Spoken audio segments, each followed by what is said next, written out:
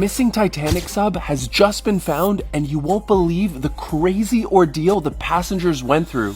We actually just now got word on exactly what happened to them and the one tiny mistake that caused all this. First, how did they get themselves in such a dangerous position? Well, these 5 wanted to be the first regular people to explore the wreckage of the Titanic, and they all paid $250,000 each just to be there. Why on earth were the tickets so expensive? An inventor had to create a vehicle that could survive the immense pressure of the deep, uncharted ocean. In this case, the team were going about 4,000 meters deep to see the Titanic. But there was one fatal flaw that might force these deep ocean tourists and their captain to lose their lives and be lost on the ocean floor forever. At this depth, there is no light, and everything you do must be handled with precision so you don't damage your submarine. And before they left on their journey, they were told that the weather was getting bad and the ocean may be unpredictable. But the men on board were not deterred. And these were no ordinary tourists either.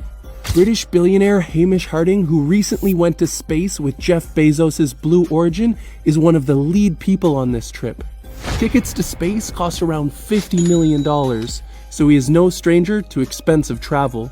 He also went on a mission to the deepest point of the ocean in 2021, so he is no stranger to missions like this. Also on board are Titanic dive expert, a luxury designer, and an ultra-rich man from Pakistan and his 19-year-old son. There is speculation that they should have not gone, but it was rumored that this was the only dive window available in 2023. But there may have been a critical design flaw that had them doomed from the beginning. As you're probably aware, regular submarines have millions of buttons, sensors, regulators, and a highly trained crew. And so did the Blue Origin spacecraft that took Mr. Harding to space.